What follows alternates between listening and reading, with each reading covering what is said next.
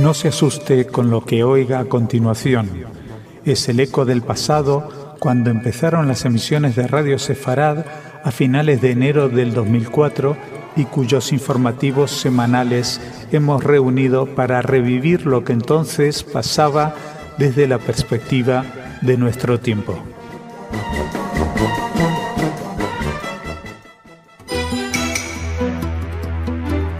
Bienvenidos, esto es Radio Sefarad y estas son las noticias. Empezamos con los titulares de hoy. Ahmadinejad irrita a los ayatolás con su abrazo a la madre de Chávez.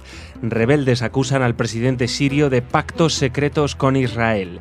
Netanyahu a punto de cerrar un pacto de gobierno sin ortodoxos. Y terminaremos hablando de presos que se hacen pasar por judíos para comer kosher. Bueno, como siempre, Jorge nos acompaña comentando estas noticias. Hola, Jorge. ¿Qué tal, Jordi? Y luego viene Raquel con las noticias culturales. Pero empezamos hablando de Irán porque la difusión de una fotografía del presidente iraní Mahmoud Ahmadinejad tratando de consolar mediante un abrazo a la madre del fallecido mandatario venezolano Hugo Chávez durante los funerales en Caracas ha indignado a los clérigos islamistas de Teherán. Estos afirmaron que el gesto es un insulto a la dignidad religiosa de Irán. En el velatorio de Chávez, Ahmadinejad besó el féretro y fue ovacionado de pie por las autoridades venezolanas. Uno de los principales ayatolás aclaró: apretar las manos de una mujer no vinculada a la familia bajo cualquier circunstancia, sea joven o vieja, no está permitido.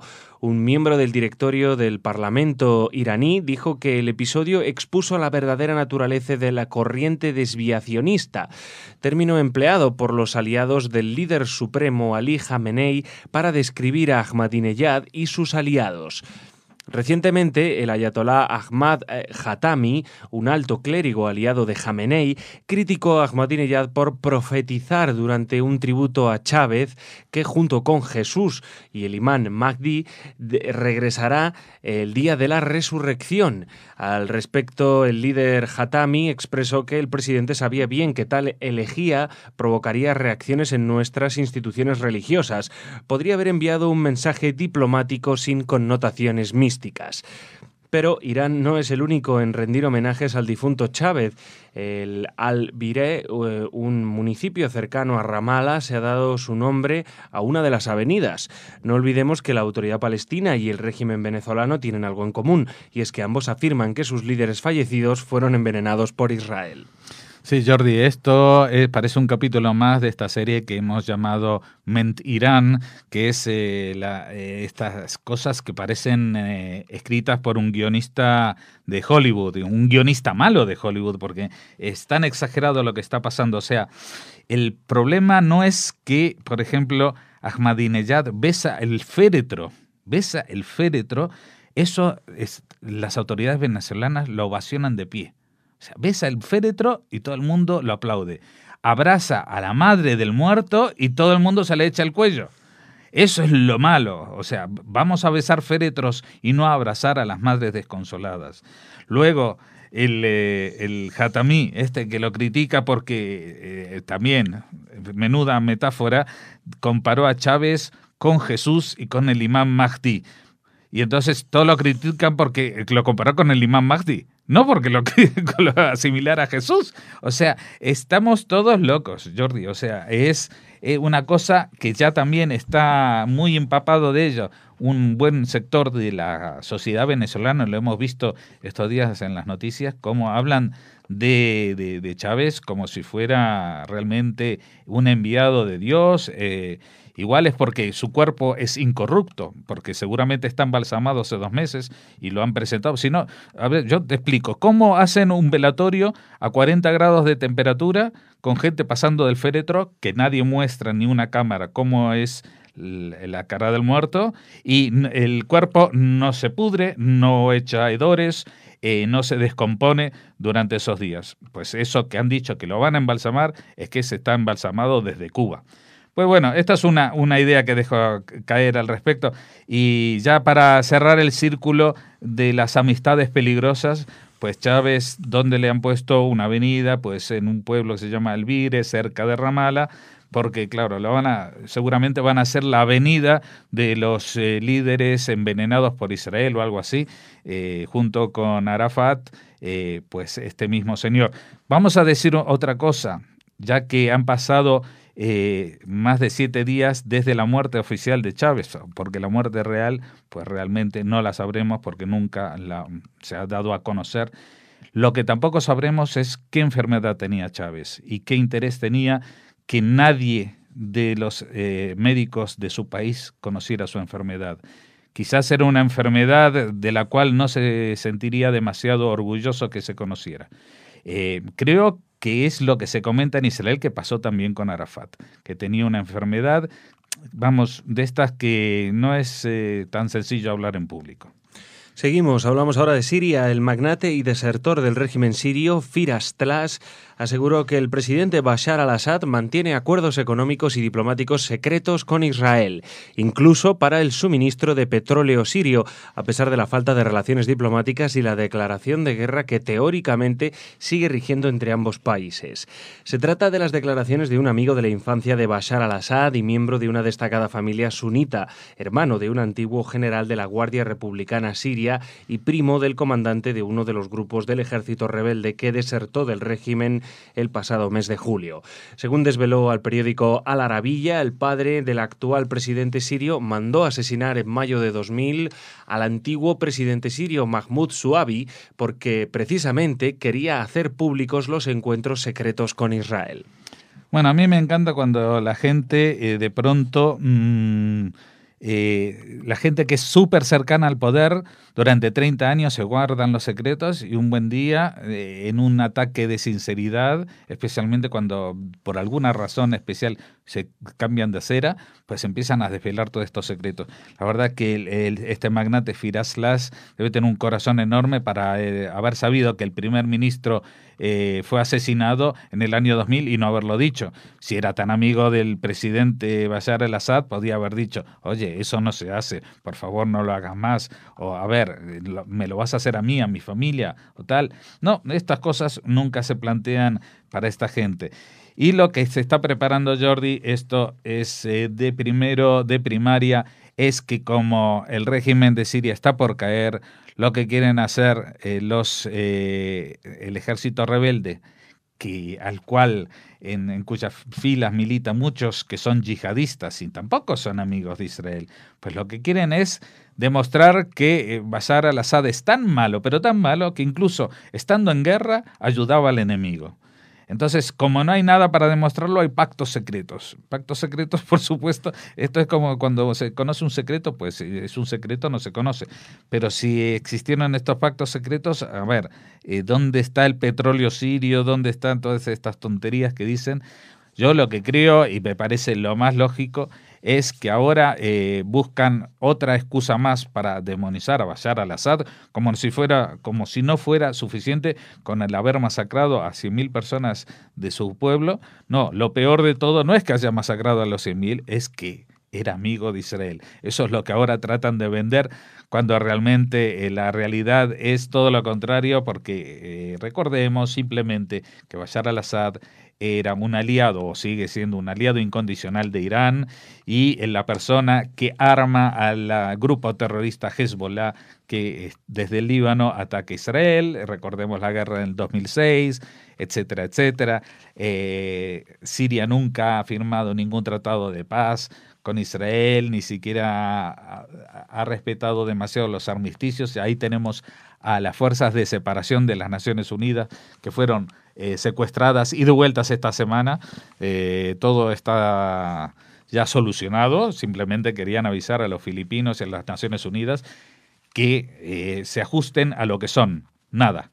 O sea, que se vayan, o que si están ahí, pues que no observen nada, porque si no les puede caer, como se dice aquí en España, la del pulpo. Bueno, volvemos a Israel ahora para hablar en política interior. El primer ministro, Benjamin Netanyahu, anunciará en las próximas horas su nuevo gobierno luego de llegar a un acuerdo en las negociaciones con Yair Lapid, el líder del partido centrista Yesh Atid, que también fue aceptado por el partido nacionalista religioso Abait HaYehudi de Naftali Bennett. Los líderes de las dos formaciones mayoritarias habrían llegado a un acuerdo sobre la cantidad y contribución de ministerios y el programa general del gobierno, que no incluirá a los partidos ortodoxos Shas y Yahadut HaTorah, tradicionales socios del gobierno de Likud y Netanyahu. Las cábalas apuntan a que Lapid será ministro de Finanzas y no de Exteriores como pretendía, y que fuera la razón del bloqueo en las negociaciones hasta ahora. Dicha cartera quedará reservada para Avigdor Lieberman de Israel Beiteinu, aunque hasta que aclare su situación judicial quedaría en manos del primer ministro Netanyahu. Otra cartera importante, la de defensa, quedaría en manos del Likud, aunque los candidatos son varios. El tercero de los países de los partidos de la coalición por cantidad de diputados, Abait HaYehudi, colocaría a su líder, Naftali Bennett, como ministro de Industria, Comercio, Trabajo e Información. El acuerdo respetaría el anunciado pacto con Atnua, por el que Tzipi Livni sería ministra de Justicia y encargada de las negociaciones con los palestinos. En cuanto al número de ministros, Lapid exigía fijar por ley 18 y Netanyahu entre 23 y 25. Finalmente, el gobierno tendrá 23 miembros, pero se acordó que en la próxima legislatura se dictaminará una ley para que el siguiente ejecutivo se reduzca a 18.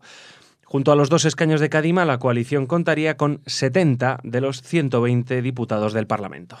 Bueno, ya vemos, está tomando forma esta macro coalición, y la llamamos macro coalición porque en realidad participan 5 o 6 partidos según como se vea, porque Likud acudía a las urnas como unión de 2 partidos, que siguen siendo 2 partidos, Likud e Israel Beiteinu. A ellos sumamos Yesh Atid, sumamos Abait HaYehudi, sumamos Atnua y sumamos ese pequeño cosa que quedó convertido Kadima. Son 6 partidos, si contamos juntos a Likud y a Israel Beiteinu serían 5. Pero lo que sí es cierto que serían 70 de 120 diputados, es un margen muy bueno para actuar, muy cómodo para Netanyahu, que incluso si se va alguno, pues tampoco pasaría nada, menos que se vaya alguno de los 2 grandes socios. Y lo importante en este caso es más que los que están, los que no están. Porque los que no están esta vez son los partidos ortodoxos, llámense Shas y Yahadut HaTorah. Partidos que eran socios de gobierno tradicionales y muy cómodos, tanto del Likud como del laborismo cuando gobernaba, porque eran partidos que solamente pedían su parte del presupuesto y que no los tocaran. Y luego no se inmiscuían en política internacional, en asuntos que para ellos no son importantes. La política de defensa, por ejemplo, no les importaba nada, porque ellos no iban al servicio militar, con lo cual no les importaba. ¿Qué pasa con si Shas y Yahadut HaTorah quedan fuera? Bueno, no es exactamente la primera vez en la historia de Israel que sucede. Ha pasado en algún gobierno de unión nacional, cuando las urnas decidieron que los únicos que podían armar gobierno eran los 2 partidos mayoritarios, Likud y el laborismo, pues se unieron y no necesitaban a los partidos religiosos. Pero ninguno de ellos estaba interesado en hacerles demasiadas faenas, porque sabían que en algún momento volverían a liderar y iban a necesitar esos partidos. No es eso lo que pasa con los partidos Yesh Atid y Abait HaYehudi, que son partidos nuevos y en cuya base ideológica se sustenta sobre ciertas críticas hacia los ortodoxos. Por ejemplo, Abait HaYehudi, si bien es un partido religioso, es un partido nacionalista, de gente que va al ejército, y entonces exigen que todos vayan al ejército. Eso que es de sentido común, en Israel no es tan de sentido común, porque desde el principio del Estado hubo una cierta permisividad para que los religiosos pues siguieran estudiando. Eran un porcentaje muy pequeño de la población y bueno, dijeron, venga, que no pasa nada. Hoy en día ya es un porcentaje importante y aparte despiertan animadversión en la población general, como ven, como algunos tienen unos derechos y otros no los tienen. Lo que también se está hablando respecto a esta coalición y lo que va a pasar con los partidos ortodoxos y el ejército es que van a haber un cupo de exenciones. La PIDE estaba dispuesto a solamente 400, pero parece que hablando con Netanyahu van a llegar a 2.000 chicos que se tengan que reclutar y que consigan salir por algún tipo de mecanismo de exención para estos casos especiales. Y aparte parece ser que en vez de hacer el servicio militar a los 18 años, como la mayoría o el resto de la población israelí, lo harían con 21 años cuando ya están en muchos casos con los chicos de su casa o gran parte de su familia ya criados o por lo menos en edades un poco avanzadas, porque recordemos que la gente ortodoxa pues son gente muy tradicional en cuestión, no hay ninguna planificación familiar, se casan jóvenes y a los 20 años pueden tener fácilmente 4 o 5 chicos ya en la familia. Así que bueno, esta es la situación. Es posible incluso que cuando ustedes estén escuchando estas noticias, pues el gobierno ya esté presentado y todo esto sean nada más que palabras vacías. Bueno, vamos a terminar con una noticia, Jorge, que bien podría estar en las noticias de los lunes. Es una noticia muy curiosa, ya que además en España últimamente se habla tanto de comida kosher y de gastronomía kosher, pues vamos a hablarles de comida kosher, pero en Estados Unidos, porque las autoridades carcelarias de la prisión central de Pensilvania se han visto desbordadas por las solicitudes de comida kosher de los presos que alegan ser judíos. Al parecer, entre la población carcelaria circula el rumor de que la comida apta para los judíos es no solo de mayor calidad, sino también más sabrosa. Las autoridades pretenden revisar las solicitudes atendiendo a las verdaderas confesiones religiosas de los ingresados. Una de las diferencias entre la comida kosher y la que no lo es que esta última se cocina en las instalaciones penitenciarias, mientras que la kosher provienen de un servicio externo de catering. Bueno, yo también creo que cualquiera con un sentido común parece que la comida que se hace en la cárcel debe ser bastante mala y la comida kosher que viene en el catering pues debe tener, como dicen, no solamente calidad, sino que hasta tendrán condimentos y sabrá a algo, ¿no? Y entonces ahora parece que todos estos de los, tanto de los afroamericanos como de los latinos, como de estos arios que están en las cárceles, pues no tienen ningún inconveniente decir, yo soy judío y como kosher. Pues ahora van a revisar todo esto porque sale bastante más caro y aparte se supone que la comida kosher o la comida halal se hace en atención a las verdaderas religiones y no a lo que sea más bonito o más rico de comer en la cárcel. Bueno, Jorge, pues mañana más noticias. Hasta mañana. Hasta mañana. Ahora viene Raquel con el espacio cultural.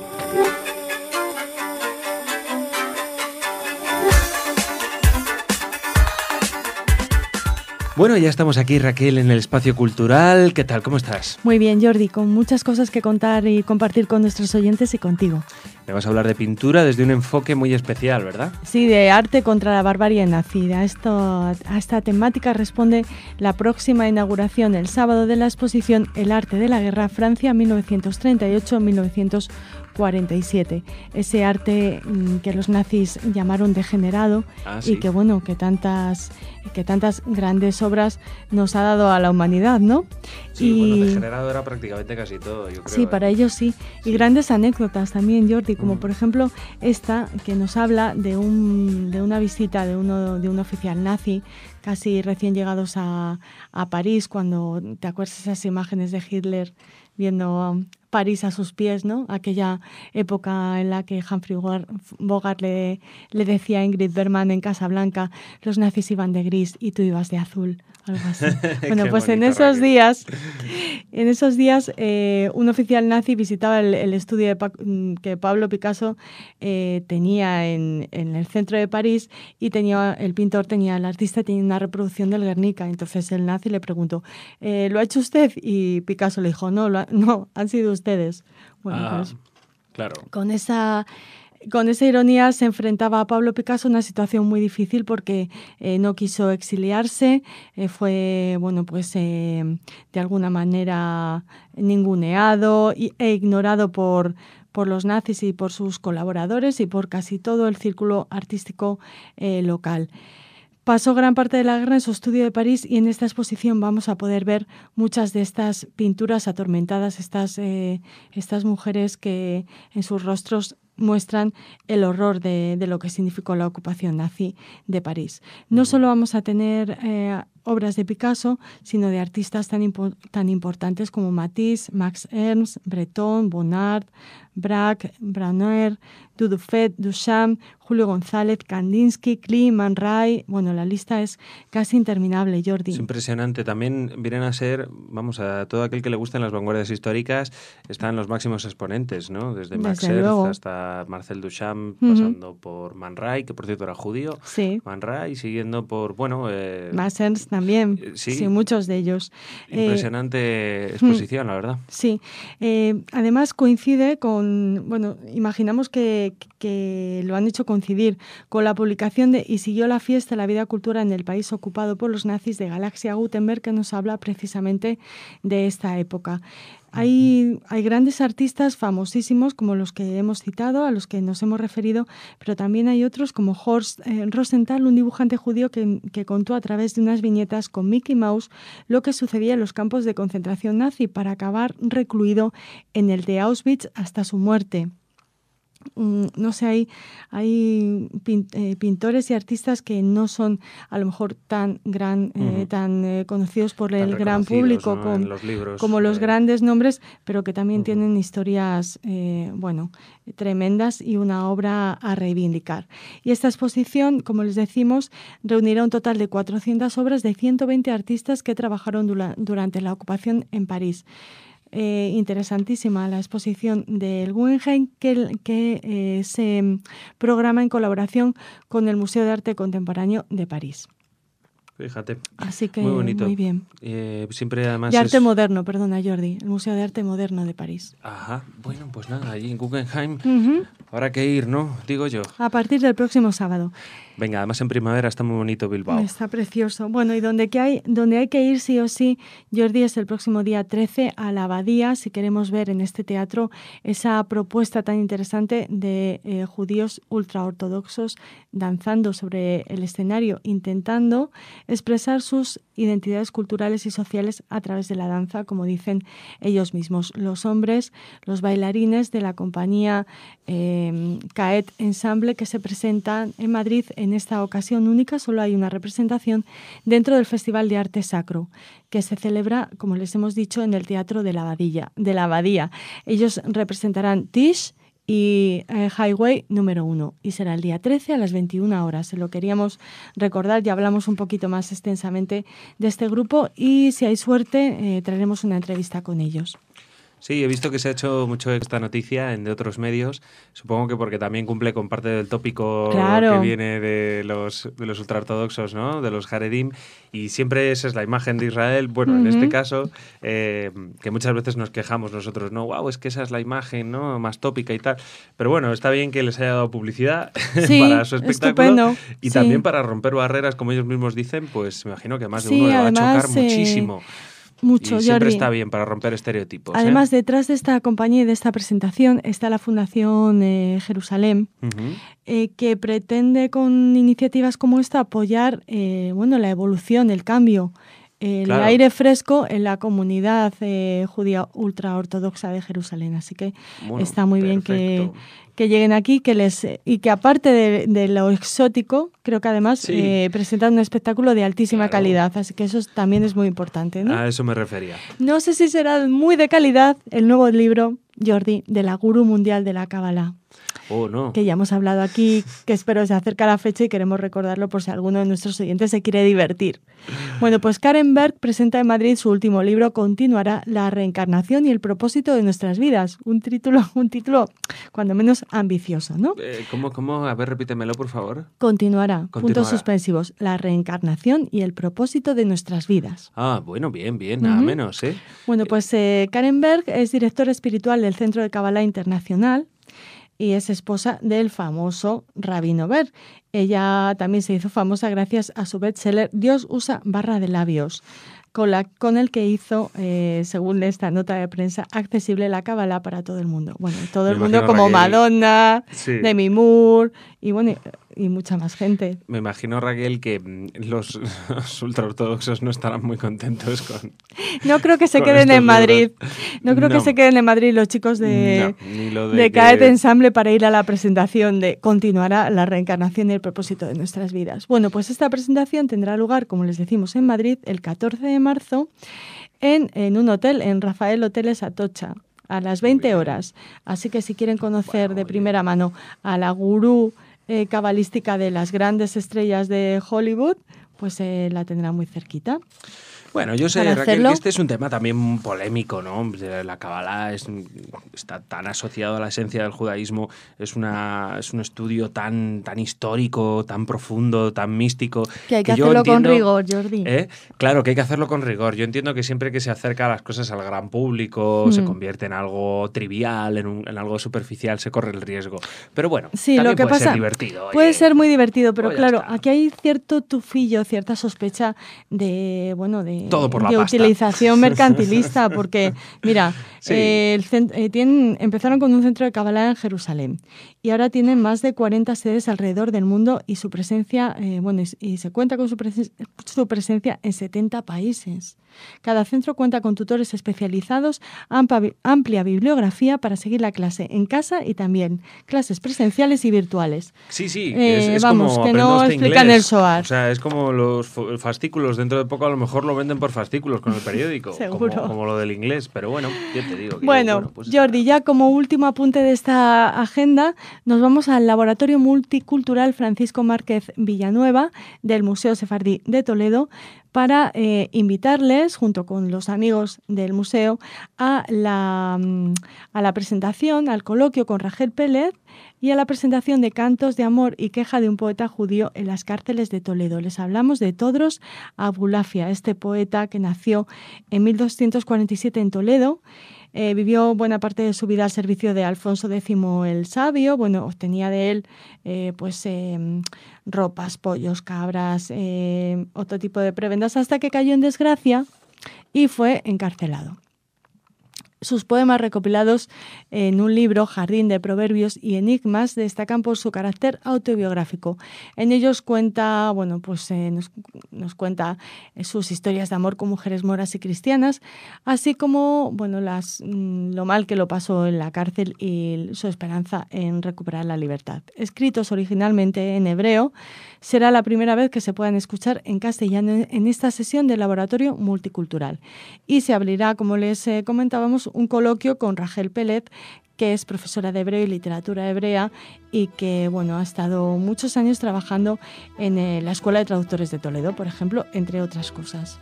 Será en el auditorio de la Real Fundación de Toledo y estamos todos invitados mañana a las 19 horas. Bueno, Raquel, pues muchísimas gracias. Mañana te veo aquí con más noticias culturales, ¿vale? Muy bien, besito, chao.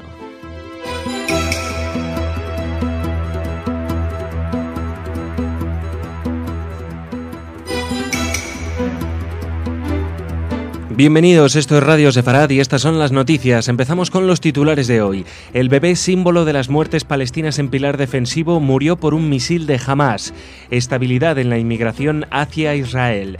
Bulgaria reconoce su implicación en la deportación de más de 11.000 judíos de Grecia, Macedonia y Serbia durante el Holocausto.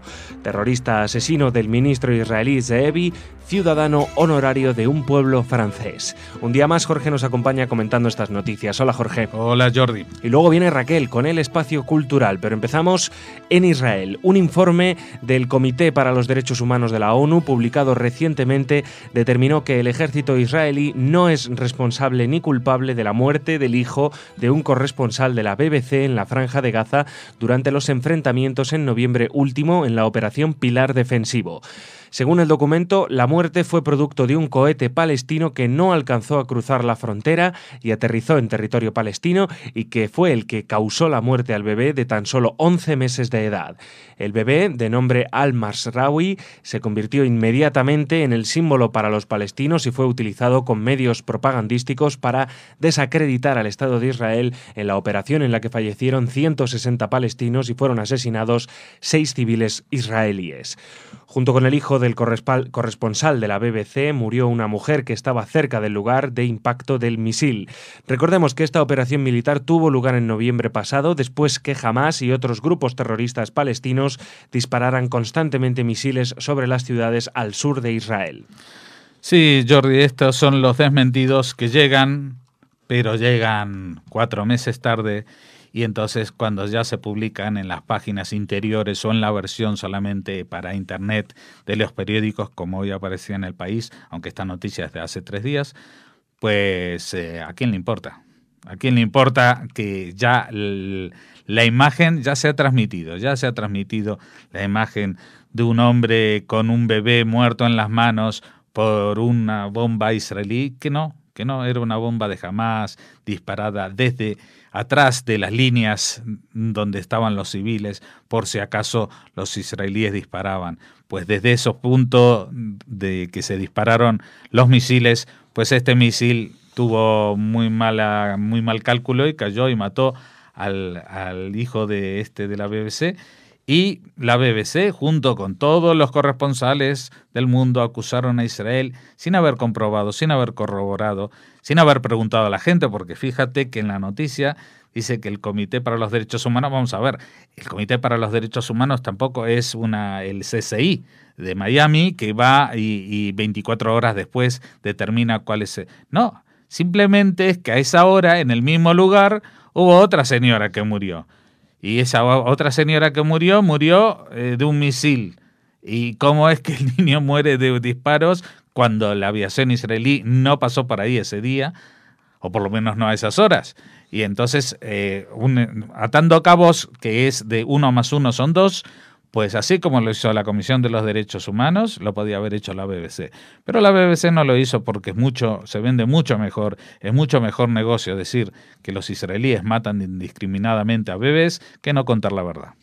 Vamos a Israel ahora. La Oficina Central de Estadísticas de Israel ha dado a conocer los últimos datos de inmigración que confirman una estabilización en torno a los 16.000 inmigrantes desde hace 7 años. Expertos como el profesor Sergio del Pérgola de la Universidad Hebrea de Jerusalén señalan como principal causa de esta estabilidad una menor presión sobre los judíos de la diáspora por dejar sus hogares por razones de seguridad y económicas. De los que llegaron a Israel en 2012, un 21% proceden de la Federación Rusa, un 15% de Etiopía y un 14% de los Estados Unidos. La mayoría de los judíos del mundo vive en democracias occidentales desarrolladas donde hay poca presión a emigrar.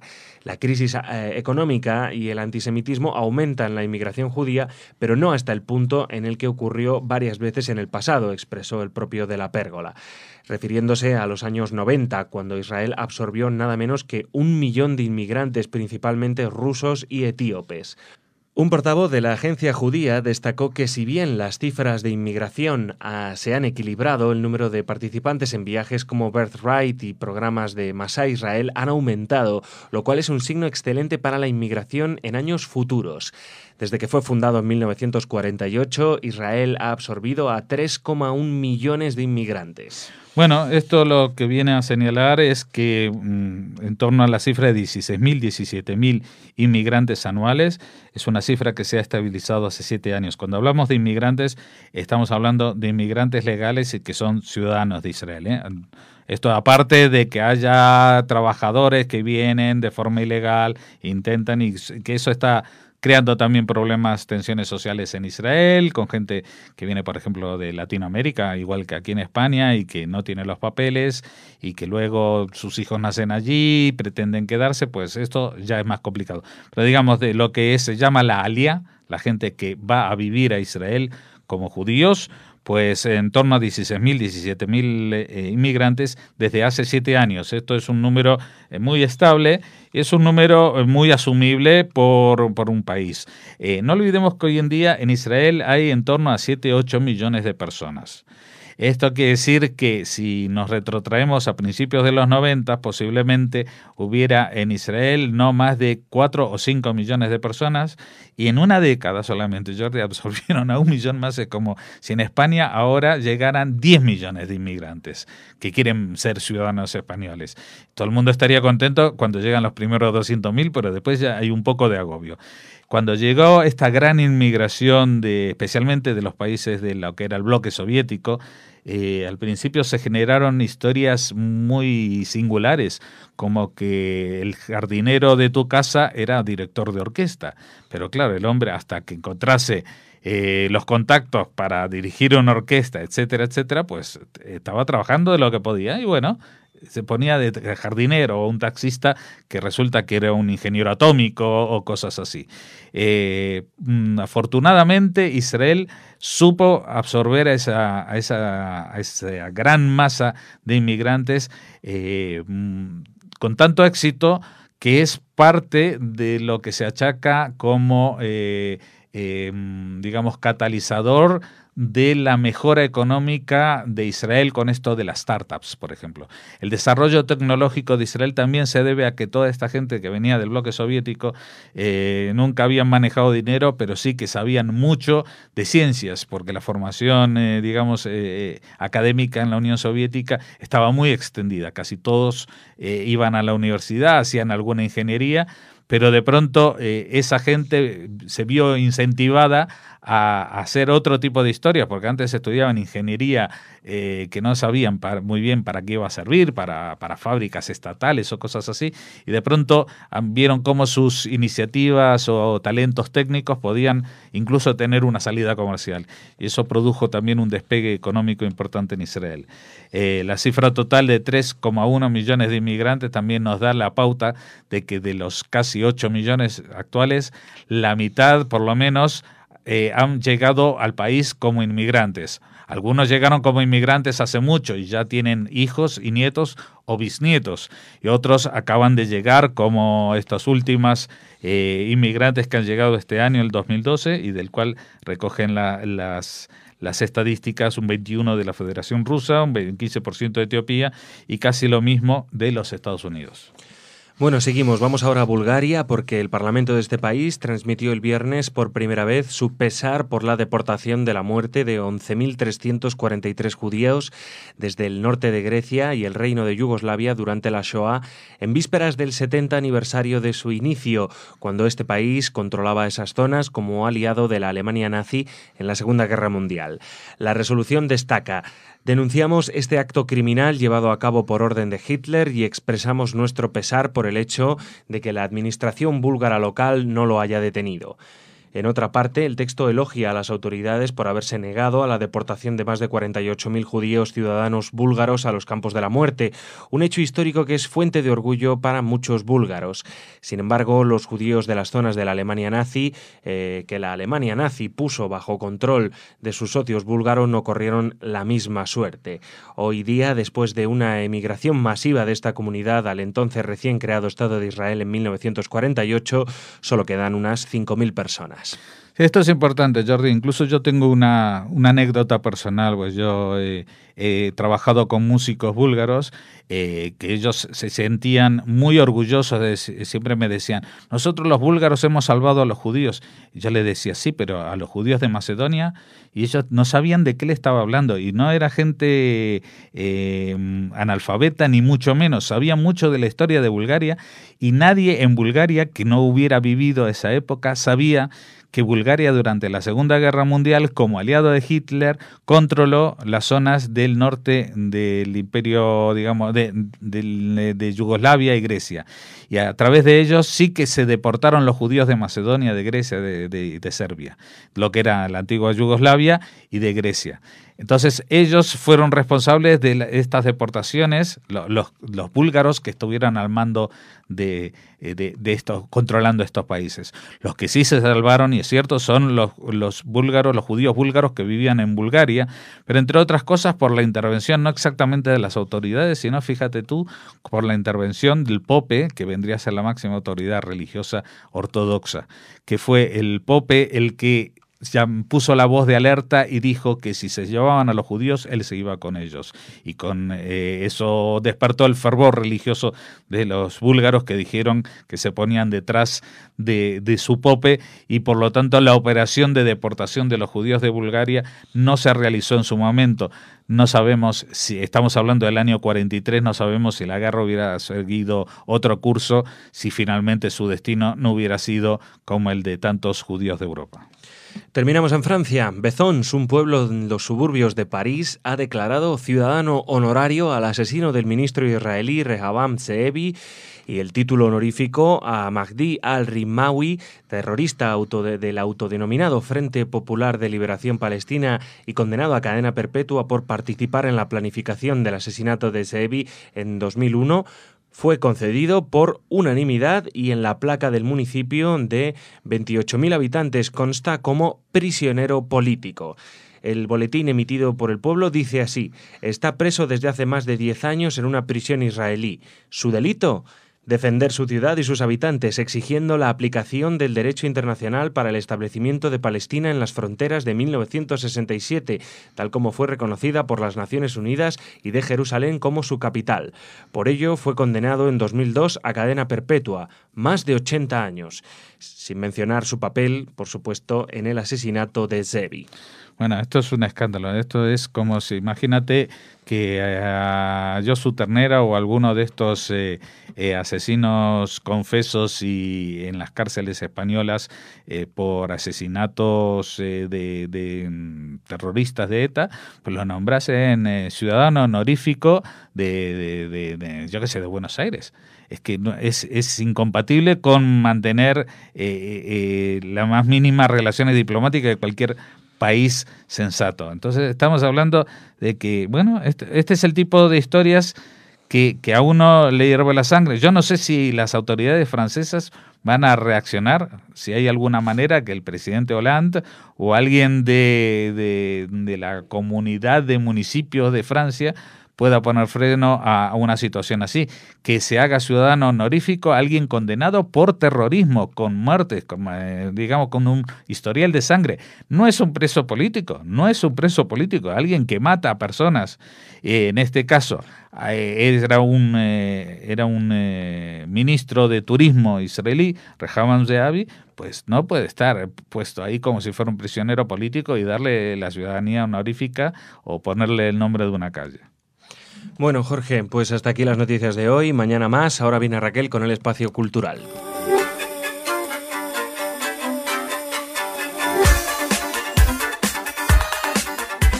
Muy buenas, Raquel. Bienvenida a tu espacio. Bienvenida. Hola, a tu Jordi. Casa. Como aquel que dice. Gracias, a la casa de todos. Como a la casa de todos. También decimos en otras ocasiones, a esta agenda cultural que esperamos que les interese a nuestros oyentes. Empezamos con una cita muy bonita, Jordi, muy interesante. Cuentos de la tradición oral sefardí. ¿A que suena bien? Sí, desde luego.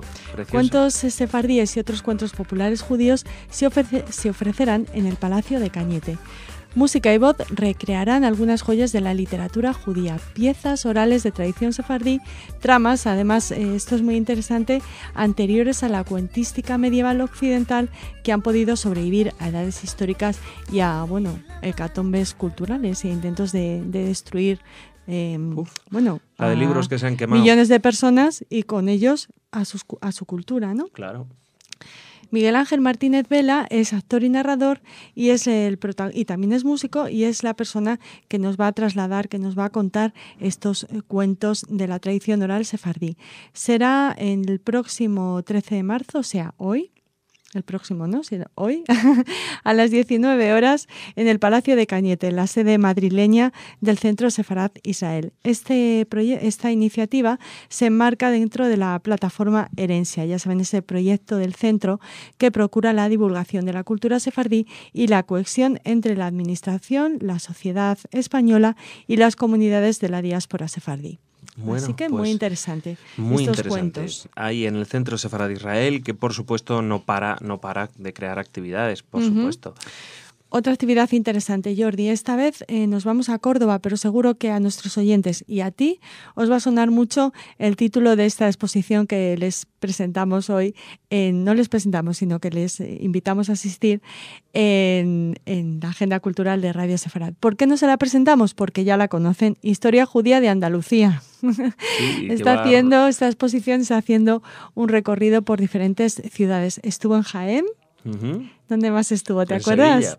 En Lucena. Ah, en Lucena, no me acuerdo. Y ahora llega a Córdoba. Hoy Bueno, muy precisamente a las 12 de la mañana se inaugura en la capital, en esta capital andaluza, en Córdoba, la exposición La historia judía de Andalucía, que permanecerá abierta al público hasta el 8 de mayo. O sea que tenemos tiempo para visitarla. Esta exposición, como saben, ha sido producida y comisariada por el Centro Sefarad Israel, y en ella se hace un recorrido por la historia, el legado y la presencia de las comunidades judías en Andalucía. En ella han participado expertos y profesores muy importantes en la materia de la Universidad de Granada. Bueno, si es que el legado sefardí en Andalucía es impresionante, claro. Así que muy buena exposición, que lleva mucho tiempo, y a ver si también está bien que gire, que rote. Sí. Andalucía, tal vez. Bueno, Jordi, terminamos la agenda cultural con un nombre propio. Si yo te digo, dime el nombre de la cantante judía por excelencia. Bárbara Streisand. Muy bien. Aquí acertado. Muy bien.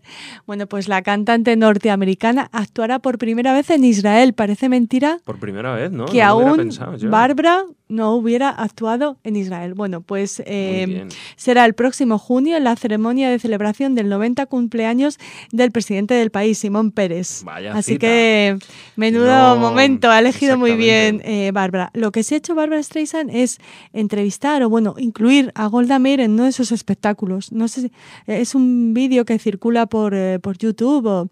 Yo he podido ver, estaba en medio de un espectáculo y entonces en la pantalla gigante apareció Golda Meir y estuvieron hablando en un diálogo muy curioso y muy, no sé, espectacular verlas a las dos conversando en medio de un espectáculo de esta cantante y actriz y directora de cine.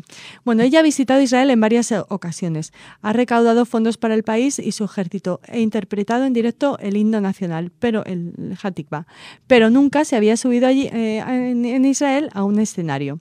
Su primer recital tendrá lugar el 15 o 16 de junio, todavía no está fijada la fecha, en un sitio aún por determinar, como les decimos, en las celebraciones en torno al cumpleaños de Simón Pérez. Y bueno, pues ¿qué decir? Que estamos emocionados. Decir que a lo mejor canta alguna canción escrita por Simón Pérez, porque sí, el presidente escribe poemas y escribe canciones, no sé si lo sabías. Y, en fin, la verdad que nos alegramos también. Yo no sabía que se iba a celebrar por todo lo alto el cumpleaños de Pérez, pero vamos, celebrar el cumpleaños de Pérez es como celebrar el Estado de Israel, porque es uno de los símbolos del país, supuesto. ¿no? Y encima, como es tan longevo, pues todavía más, 90 ¿no? años, lleva ya, Jordi. Fíjate, tiene 90 años y yo, la verdad, que desde que tengo uso de conciencia... Uso de razón también. Y de conciencia. Recuerdo a Pérez, ¿no? Sí. También porque me llamaba mucho la atención de pequeño, porque yo decía, ¿y este que es español? Bueno, pues no es español, pero desde luego sefardí sí que es, porque ese apellido me recuerda a muchos que hay en España, ¿no? Sí, Pérez. Pero no es su apellido real. Ah, ¿no es su apellido real? Ay, no lo sabía. Mira, lo que aprende uno en Radio Sefardí. Él lo transformó, pero bueno. Bueno. No importa, Hay Jordi. muchos Pérez Por supuesto, judíos, lo que importa es que Bárbara Streisand también, o una de las cosas que importan, por supuesto, es que Bárbara Streisand también participará en la gala inaugural de la Conferencia Presidencial de Israel, que se celebrará el próximo 18 de junio en el Centro Internacional de Convenciones de Jerusalén. ¿Cuánto tiempo ha costado llevar a Bárbara Streisand a Israel? 2 años de negociaciones, Jordi, porque durante estos años la cantante, actriz, directora y escritora, compositora, ha recibido ofertas de hasta 5 productores y hasta el momento había declinado las invitaciones con el argumento de que no tenía una gira en la cercana Europa para salir de Estados Unidos. Sí, para aprovechar el viaje, digamos. Se calcula que al concierto de la Streisand podrían llegar a asistir unos 50.000 seguidores. ¿Dónde nos van a meter? Imagínate. En junio no sé si estaremos en Israel, pero si estamos, iremos a ver a Bárbara. Bueno, me imagino que algún estadio de fútbol, porque 50.000 personas no sé dónde las van a meter. Bueno, Raquel, muchísimas gracias. A ti. Mañana más noticias, Hasta ¿vale? mañana. Hasta mañana.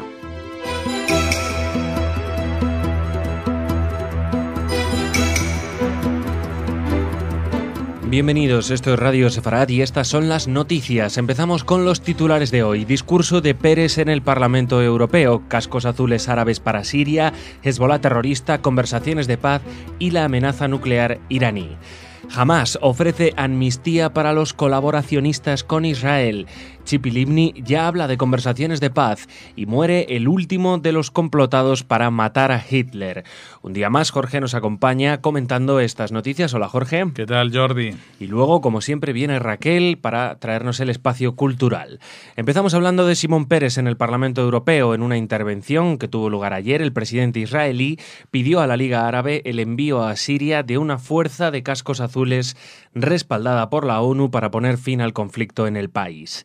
La Liga Árabe puede y debe crear un gobierno provisional en Siria para detener la masacre e impedir que Siria se derrumbe, dijo Peres, y agregó: tienen el poder, la identidad, las fuerzas, y sugiero que en vez de buscar ayuda exterior, dejemos que las Naciones Unidas apoyen una misión de la Liga Árabe para parar la sangría, construir un gobierno transitorio, organizar elecciones y evitar la desintegración de Siria.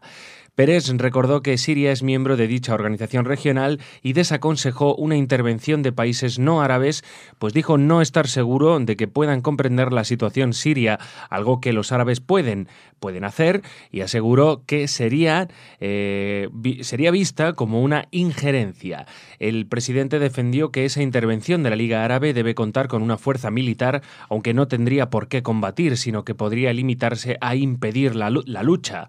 En su discurso ante la Eurocámara, Peres subrayó que la comunidad internacional no puede mantenerse al margen mientras el presidente sirio lleva a cabo una masacre contra su propio pueblo y sus propios niños, advirtiendo además del riesgo que plantea para toda la región e incluso para Europa el arsenal químico del régimen de Bashar al-Assad, haciendo un llamamiento para buscar una solución y evitar que caiga en las manos equivocadas. Shimon Peres también se pronunció a favor de reanudar el proceso de paz con los palestinos tan pronto como se haya formado un nuevo ejecutivo en su país y subrayó que no hay otra solución más que la de dos estados, Israel y Palestina, viviendo en paz, seguridad y cooperación económica. Concluyó diciendo que el régimen de Irán es la principal amenaza para el mundo y pidió que el grupo extremista pro-iraní Hezbollah sea declarado organización terrorista por la comunidad internacional.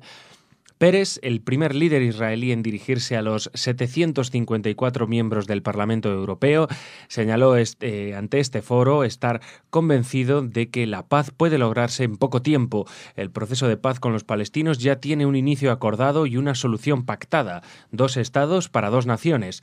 Al final, destacó que Jordania, Israel y Palestina estén en una situación similar, amenazados por separado y de forma colectiva por el terrorismo, al tiempo que alabó las figuras del rey Abdalá II de Jordania y del presidente de la Autoridad Palestina Mahmoud Abbas por su compromiso con la paz.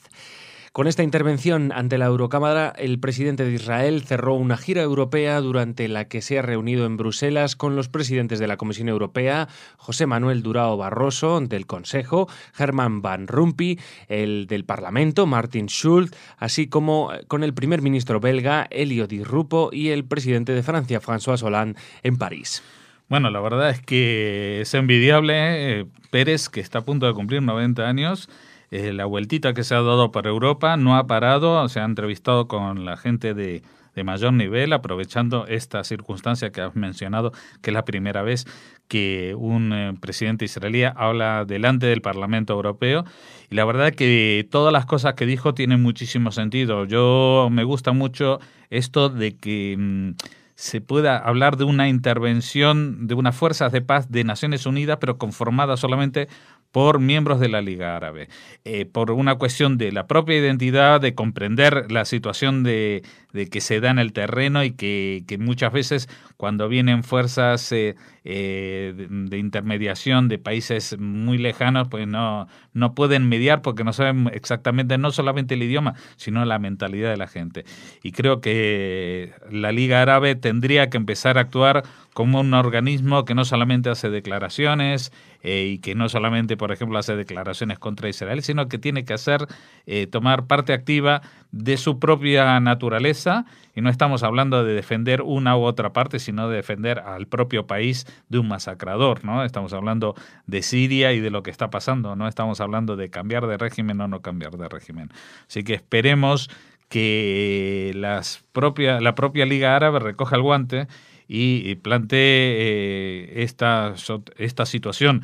También me gusta lo de Shimon Peres con su optimismo de cara a las conversaciones de paz, que dice que podrían estar muy cercanas, porque en realidad de las cosas más importantes ya está todo claro, que va a haber 2 estados, 2 países para 2 pueblos distintos. Entonces, bueno, será cuestión de sentarse a hablar de los detalles. Seguimos. El Ministerio del Interior del Gobierno de la Franja de Gaza ha ofrecido este martes una amnistía para los sospechosos de colaborar con Israel que se entreguen antes del 11 de abril, en un gesto que Hamás ha descrito como una campaña social y no solo de seguridad. Los que así lo hagan recibirán un sueldo mensual y no serán detenidos.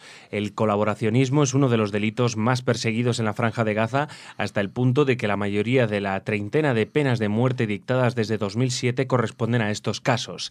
En noviembre, coincidiendo con el asalto lanzado por Israel sobre el territorio costero, un grupo de hombres armados disparó contra 6 supuestos colaboracionistas y encadenó el cuerpo de uno de ellos a una moto para pasearlo por las principales calles de la ciudad de Gaza.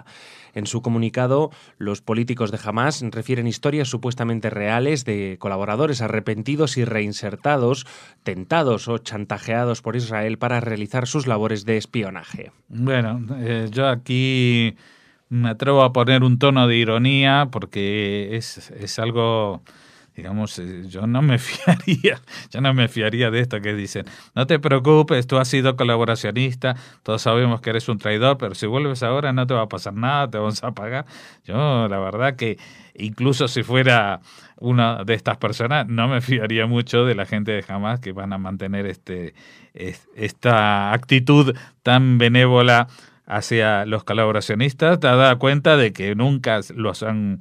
O sea, directamente que si alguien lo pillan, no ya demostrándolo, sino simple sospecha, pues se lo cargan a la primera. Y si se lo cargan en una pena de muerte, pues es como un alivio para la familia en comparación a los juicios sumarísimos que se realizan sin ninguna mediación del Estado o del estamento judicial de lo que se pueda llamar algo similar en la Franja de Gaza, porque ya vemos esta imagen de los cadáveres arrastrados con motos por las calles de Gaza, ya han dado la vuelta al mundo y no son imágenes trucadas.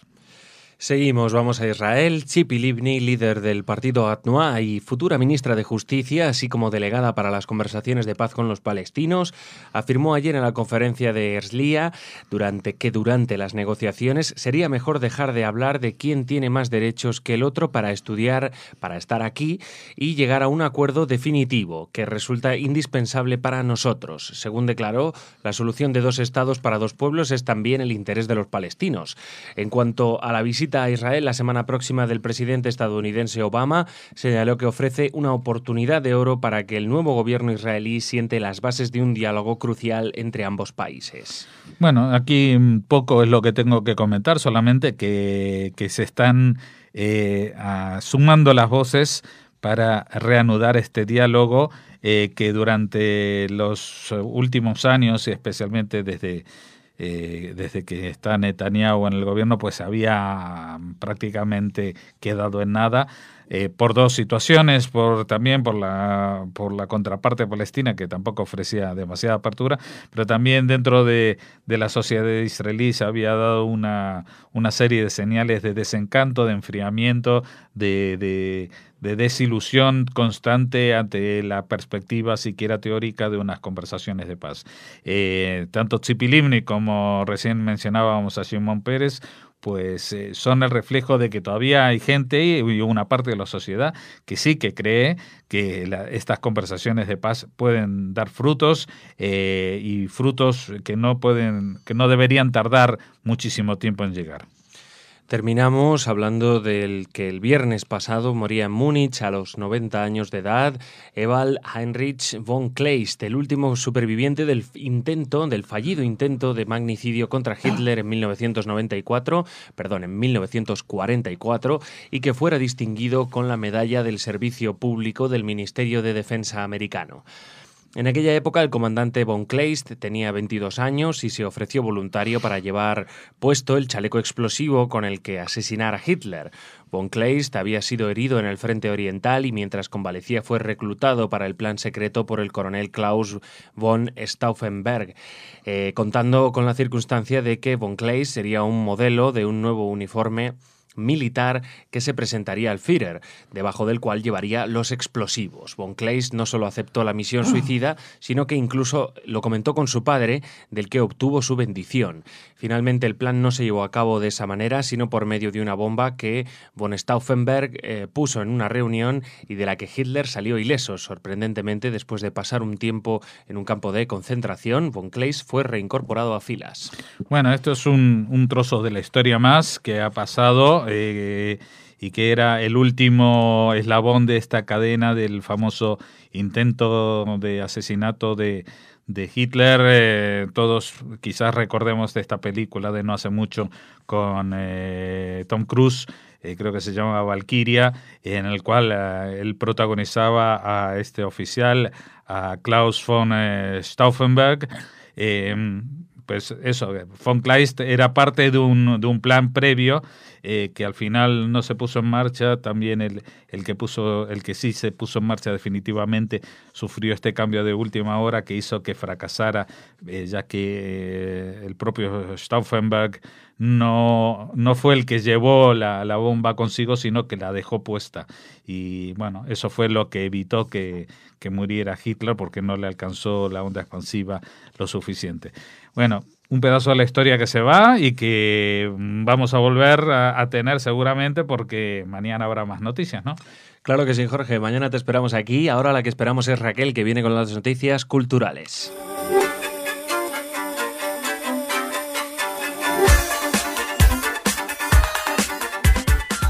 Un día más, Raquel nos trae la agenda cultural. Hola, Raquel. Hola, Jordi. Hola a todos nuestros oyentes. Bueno, pues a ver de qué nos hablas, de un libro tal vez, de una película, de una exposición. ¿Una conferencia? Una conferencia, muy bien. Mira, conferencias en torno al mundo judío. Estas conferencias se llaman Monjueu, están organizadas por la Asociación de Amigos de la UNESCO. Les hemos hablado de este ciclo de conferencias en otras ocasiones. En este caso se extenderán hasta el 21 de marzo. Y la de esta semana, la de hoy, día 14, es judíos árabes y árabes judíos en el Israel actual.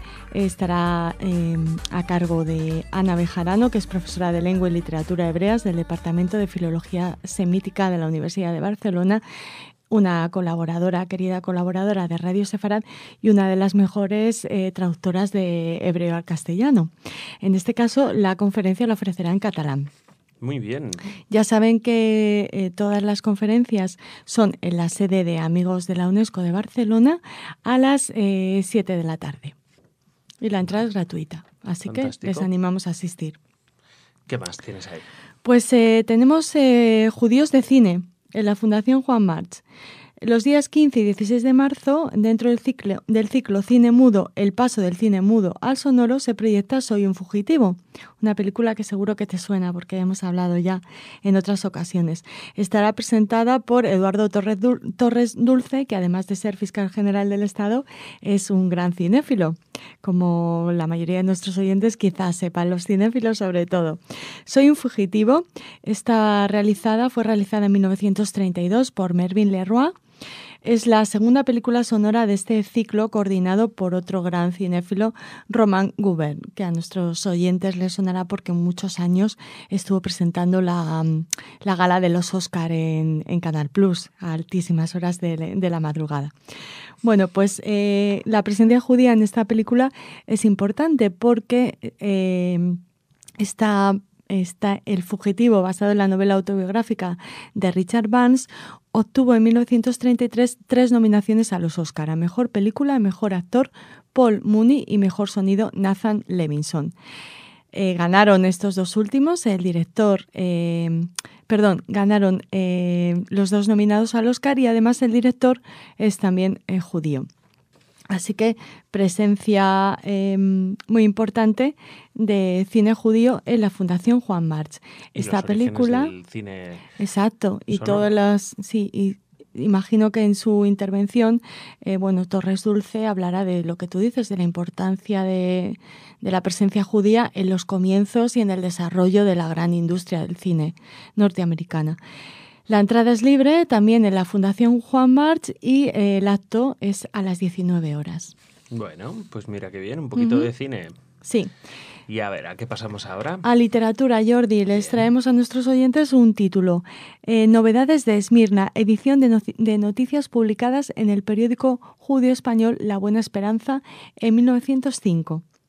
Es una edición de tirocinio dentro de su colección Fuente Clara, Estudios de Cultura Sefardí, y es muy interesante porque Elena Rieder Selenko, la autora, ha seleccionado, nos trae en este libro todas las noticias que publicó La Buena Esperanza en Judío Español en 1905. Se ha elegido este año porque fue un año muy importante: la Revolución Rusa, las reformas del zar, la sublevación del acorazado Potemkin, todos estos hechos sucedieron entre 1904 y 1905 y todo eso se recogió en este periódico del que nos hace conocer este libro, Novedades de Esmirna.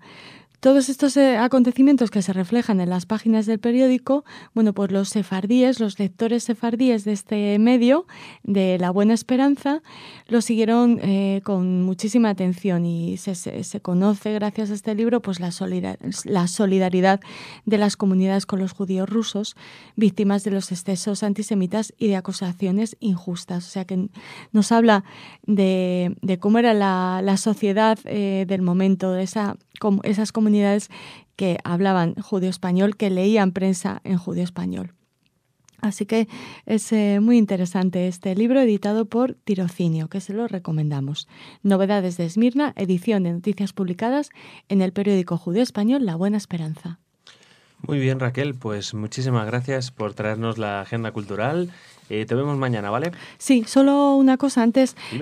Vamos a pedirles a nuestros oyentes que estén atentos al telón y la estrella de esta semana, porque seguramente podremos traerles una entrevista con estos bailarines ultraortodoxos que se presentan en Madrid dentro del Festival de Arte Sacro. Unos bailarines que además estarán en el Colegio Judío de Madrid, para contestar a las preguntas de los estudiantes y para hacer ver cómo compaginan la tradición y la modernidad a través del baile. Pues sí, actuarán en el Teatro de la Abadía en Madrid y Raquel va a estar allí para verles y luego entrevistarles. Así que nada, Raquel, fantástico. A ver qué te cuentan, seguro que cosas realmente fascinantes, porque ya hemos visto que el montaje sorprende y me imagino que detrás de él tiene que haber unas mentes también sorprendentes, ¿verdad? Ya les contaremos. Muy bien, gracias Raquel, hasta mañana.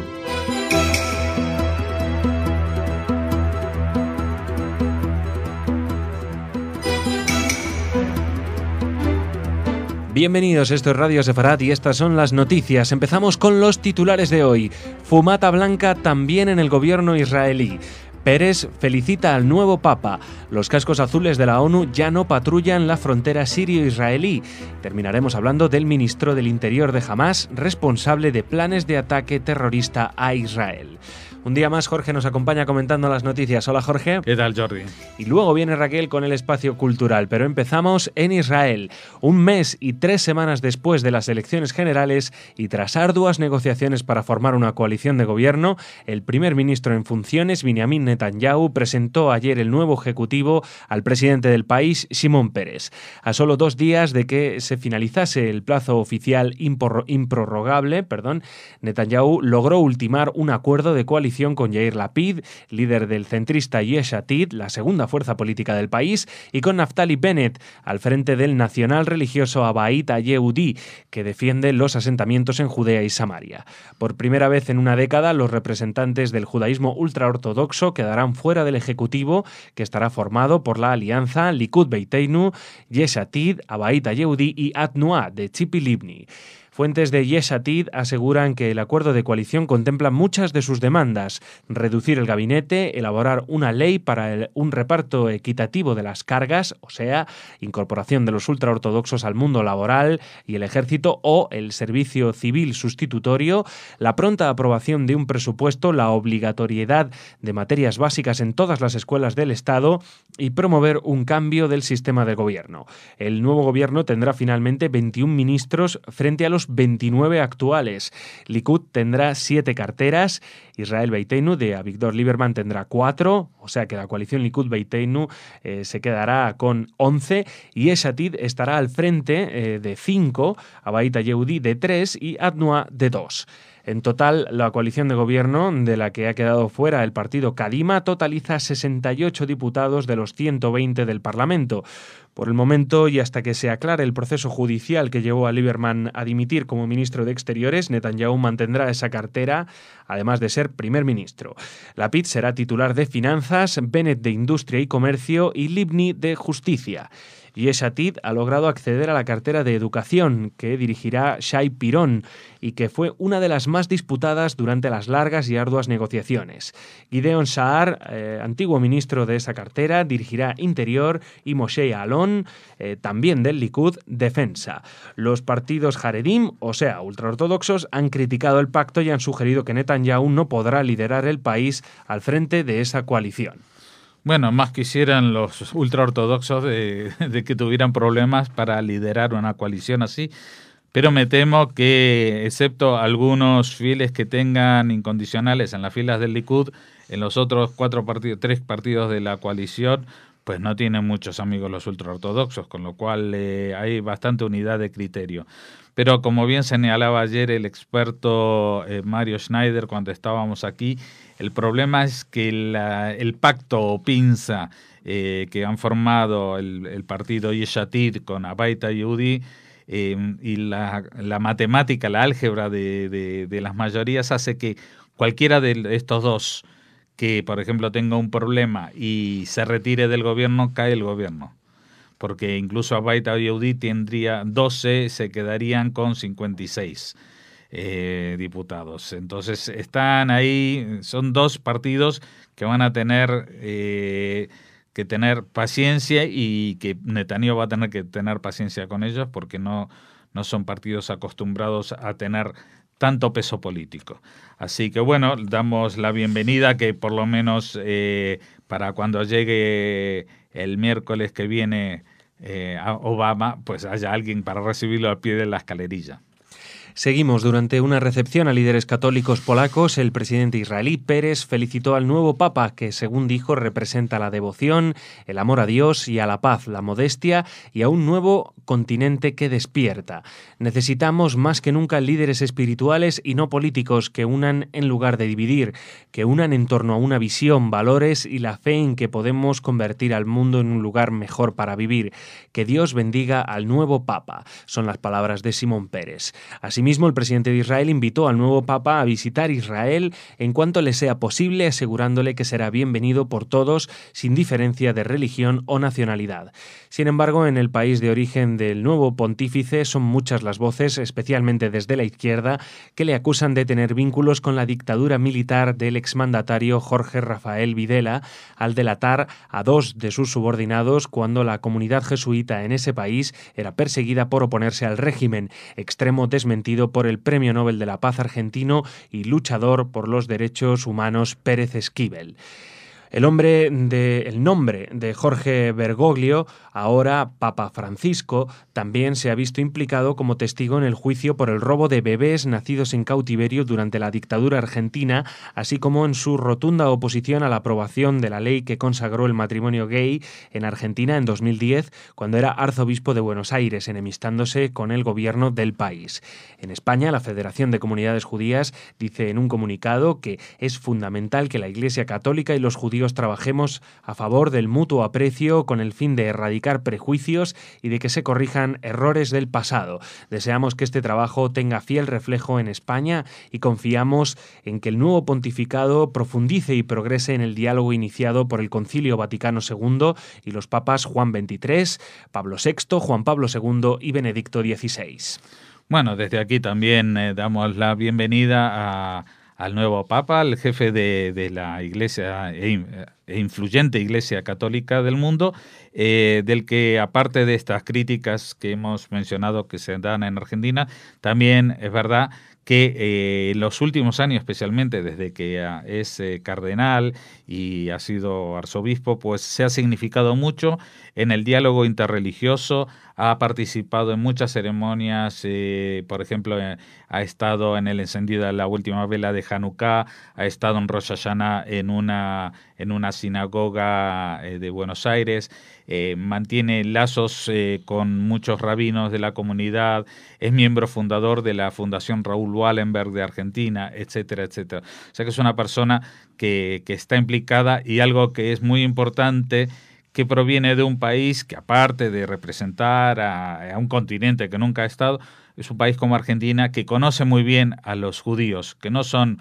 un hecho así, digamos, anecdótico dentro de la demografía del país, sino que como argentino él conoce muy bien lo que son los judíos, ha tenido mucho contacto con ellos en todas sus vertientes, tanto en las vertientes religiosas como incluso en las vertientes políticas, que gente que se ha enemistado con él, que lo ha denunciado. Me imagino, por ejemplo, que el canciller Timerman no debe comulgar demasiado con esta figura, pero bueno, para los argentinos últimamente hay una serie de hechos internacionales que les hace sentirse muy orgullosos.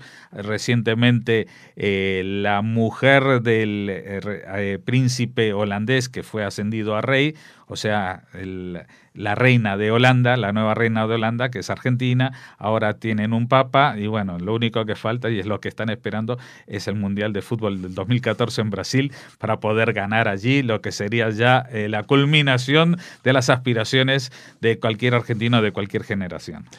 Bueno, volvemos ahora a Oriente Medio, porque la Fuerza de Paz de la ONU, encargada de vigilar el cumplimiento del armisticio de 1974 en la zona desmilitarizada entre Siria e Israel, ha dejado de patrullar la zona y abandonado varios puestos de observación por temor a nuevos secuestros. Recordemos que la semana pasada 21 cascos azules filipinos fueron capturados y retenidos durante 4 días por los rebeldes sirios. El Parlamento de Croacia aprobó la retirada de alrededor de un centenar de sus observadores de las alturas del Golán por temor a que sean objeto de ataques por parte de las fuerzas gubernamentales sirias que combaten a los rebeldes.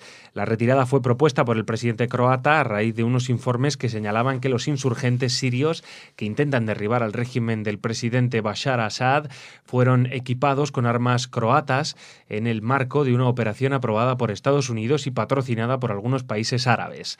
Japón y Canadá también han retirado anteriormente sus tropas de la zona por temor a que sus soldados queden atrapados en el medio de los combates. Bueno, esto ya ronda lo ridículo, porque bueno, son fuerzas de separación que yo entendería que se retiraran si los dos países que están separando están peleando entre sí. Si hubiera una guerra entre Siria e Israel, evidentemente las fuerzas de separación no tienen la capacidad de evitarlo, ¿no? Pero si estamos hablando de que están ahí y a unos los han secuestrado, es como si me dices, es que llueve mucho y por eso nos vamos. Oye, que esto tiene que ser un poquito más serio. Las misiones de paz de Naciones Unidas tendrían que ser un poquito más serias y hablar y, digamos, obligar de alguna manera al secretario general de Naciones Unidas a que hable con todas las facciones que están beligerando en Siria, y para poner en claro de que con los observadores de Naciones Unidas no hagan nada. Aunque ya hemos dado noticias de que a estos 21 filipinos no les han hecho nada, los han liberado después de 3 días. Seguimos. Según un informe del Servicio Secreto Interior israelí, Shabak, el ministro del Interior de Hamas en Gaza, Fati Ahmad, es el responsable de intentos de ataques terroristas contra Israel desde Judea y Samaria.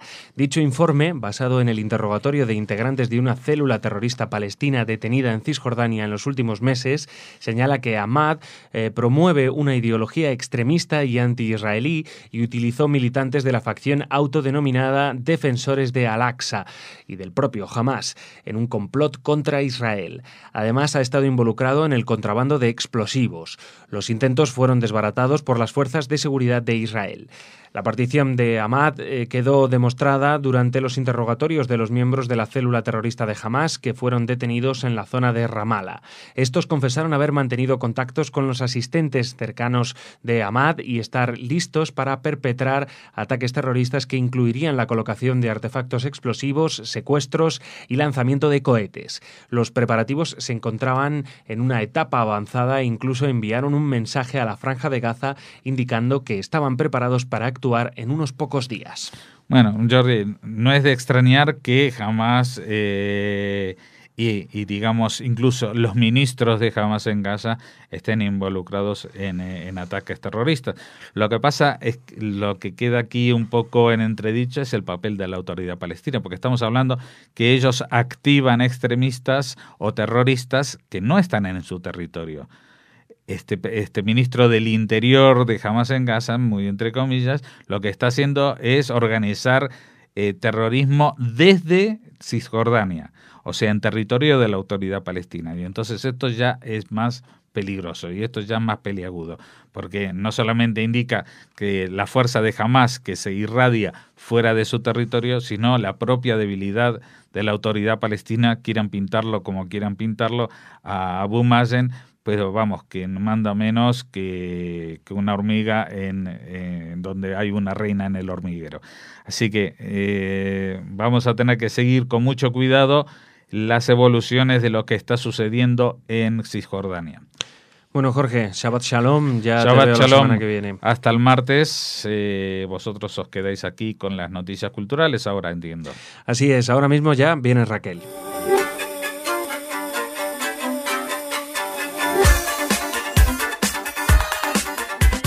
Bueno, bienvenida Raquel al Espacio Cultural. Hola Jordi. El último de esta semana.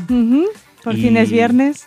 Sí, por fin es viernes. Y tenemos un nombre propio muy especial para empezar, ¿verdad? Sí, el de Violeta Friedman. A ella se la homenajea en Getafe, en una localidad muy próxima a la capital de España, Madrid. Pertenece a la provincia de Madrid.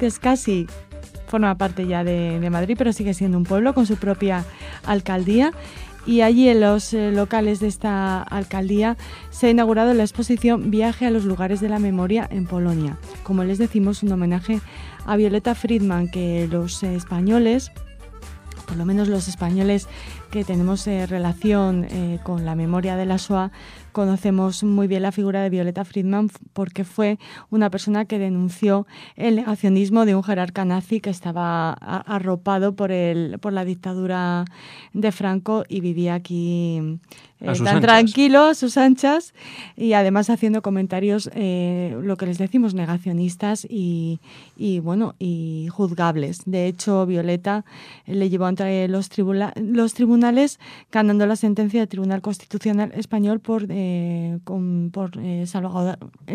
salvaguarda de su derecho al honor y por extensión al de todos los judíos. Sí, además creo que de alguna manera el Tribunal Constitucional tuvo que modificar alguna parte del código para precisamente porque no había un vacío para este tema. Y bueno, la verdad es que nos alegramos mucho porque es un tema que nos molesta mucho en Radio Sefarad, cómo la gente se acoge a la libertad de expresión para negar el Holocausto, y eso no es libertad de expresión, es una cosa diferente. Ella se enfrentó a Degrelle, que había concedido un determinado número de entrevistas, había aparecido en televisión también, en la revista Tiempo, haciendo declaraciones tipo, es imposible que hayan existido las cámaras de gas porque si no habría ahora tantos judíos, ¿no? Si hubieran muerto tantos, como dicen en las cámaras de gas. Entonces, cosas así. Era peor la declaración, no la recuerdo textualmente, pero era todavía peor. La verdad. Y bueno, algunas personas de Getafe realizaron un viaje, 23 personas, en el mes de mayo de 2011, para acercarse a los lugares de la memoria y trajeron una serie de fotografías que son las que se pueden ver en esta exposición Viaje a los lugares de la memoria en Polonia. En la inauguración estuvo presente la hija de Violeta Friedman, Patricia Weiss, que habló de su madre como una superviviente y luchadora. En esta presentó también una exposición cuyo eje es la figura de Violeta Friedman. También intervino Esteban Ibarra, que estuvo muy presente en la lucha de Violeta Friedman durante todos esos larguísimos años en los que estuvo en los tribunales enfrentándose al jerarca nazi, quien habló del negacionismo a amanecer dorado, resurgir del nazismo en Europa. Ese fue el título de su conferencia y finalmente intervino el secretario general de la Fundación Violeta Friedman, Antonio Domingo, con la ponencia Viaje a los lugares de la memoria en Polonia, que es la que da título a la exposición fotográfica que podremos ver hasta el 21 de marzo. Jordi. Uh-huh. Bueno, Violeta Friedman vivió aquí en Madrid, ¿no, Raquel? Sí. Claro, por Sí. eso también está asociado, pues eso es su nombre a esta ciudad, aunque bueno, Getafe no es exactamente Madrid, pero como dices tú está muy cerquita. Sí. Pues nada, muy bien. Cuéntame, además de Violeta Friedman, ¿qué Pues tenemos? mira, hemos hablado de Shoah, de Holocausto, y tenemos que hablar ahora de boicot a un artista israelí, Jordi. ¿Aquí en España? No, en Sudáfrica, en la Universidad de Beats. En la universidad. En la universidad, otra vez. Sé que esto te duele especialmente, que sea en la universidad, y es que es especialmente doloroso, desde luego. Sobre todo en esta universidad que es aladid de los valores democráticos, del respeto al diferente. Me imagino que por la integración de los negros, ¿no? Exacto, ¿no? Y es uno de los referentes, ¿no? Es uno de los referentes en África en este sentido. Es líder por promover el diálogo y debates entre las diferentes opiniones y bueno, pues es tremendo que se dé aquí un boicot como el que ahora les vamos a contar. Sí, tú cuéntamelo, pero al final seguro que de diálogo poco. No, en este caso ninguno.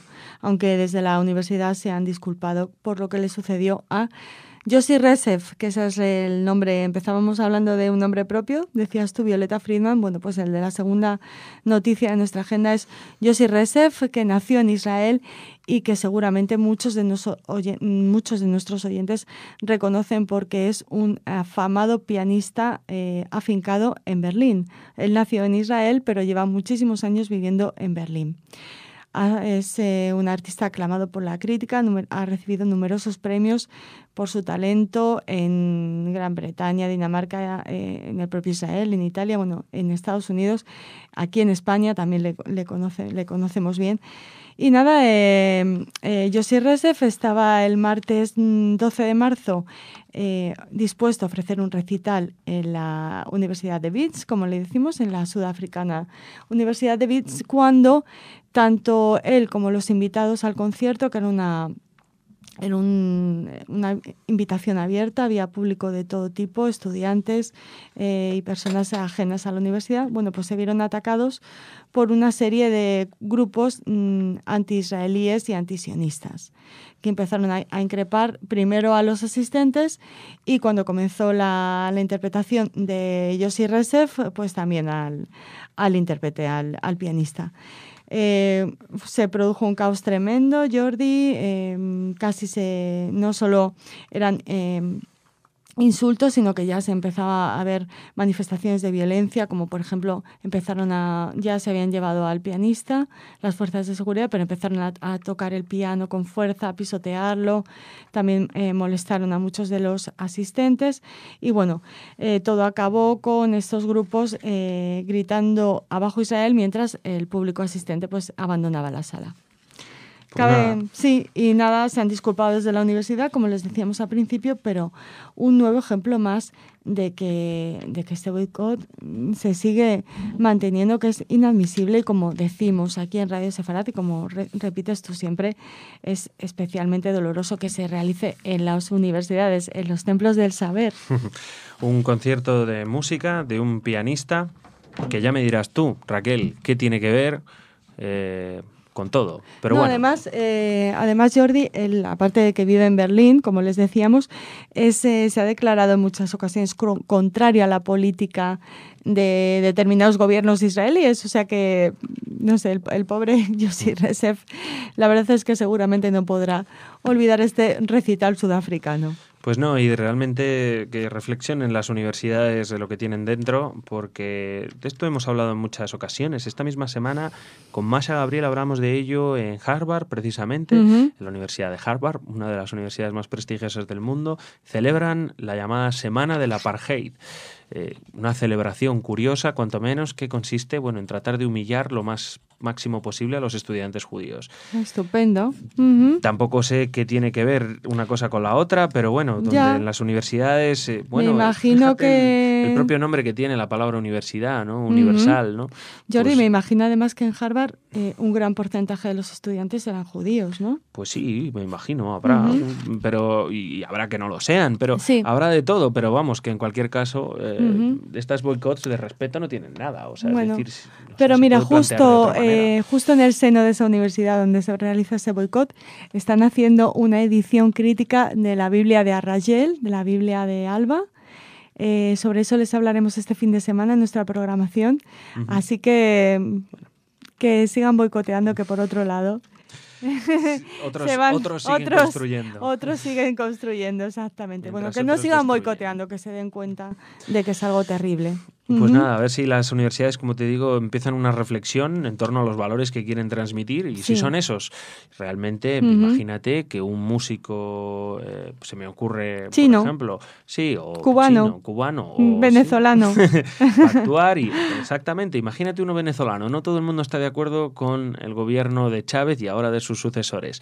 Va un pianista venezolano que nada tiene que ver con Chávez y no le dejan tocar. ¿De qué estaríamos hablando? Pues sospechosamente seguramente de racismo, ¿no? Ya, sospechosamente, Jordi, eso solo sucede con Israel, por lo que parece, ¿no? Bueno, venga. ¿Qué te parece si pasamos a esa recomendación literaria que nos gusta hacerles a nuestros oyentes para el fin de semana?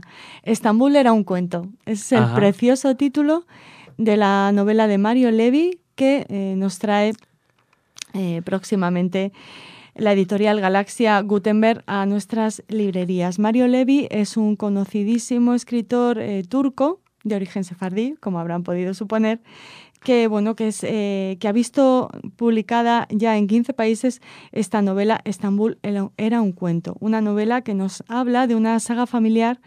Narra la historia de una familia judía en Estambul a lo largo del siglo XX, desde los años de la República Turca al término de la Primera Guerra Mundial hasta los turbulentos años 80 tras el golpe militar. Les comentamos un poco por encima, son 47 personajes de 3 generaciones distintas, más de 1000 historias reales o inventadas, anécdotas y secretos que se van desgranando en esta Estambul era un cuento. Por supuesto, además de estos protagonistas, la ciudad también lo es, y el cambio que se produce en ella y, como no, en las comunidades judías que allí viven. El autor nació en Estambul en 1957, como les hemos dicho, es descendiente de judíos sefardíes y habla en judeo-español. Lo podremos comprobar, Jordi, porque seguramente será nuestro marcapáginas de la semana que viene. Lo vamos a intentar. Venga. Así que, y si no, la siguiente. Así Estambul. Que por ahora les invitamos a leer esta Estambul era un cuento que seguro que nos describe y nos habla de esas historias de los judíos sefardíes en el Imperio Otomano y en concreto en esta ciudad mágica que es Estambul. Ya te digo, ciudad entre Oriente y Occidente, a la antigua Constantinopla. Exacto. Debe ser precioso Estambul. A lo mejor precioso. Algún día, si tengo dinero, voy para allá. Yo fui cuando era pequeña y todavía me acuerdo. Es muy impresionante, sí. Te marcó. Bueno, pues nada, Raquel, muchas gracias. La semana que viene nos vemos, el lunes ya. El lunes. Y no en Estambul, sino aquí, en el estudio de Radio Sefarad. ¿Vale? Shabbat Shalom. Shabbat Shalom.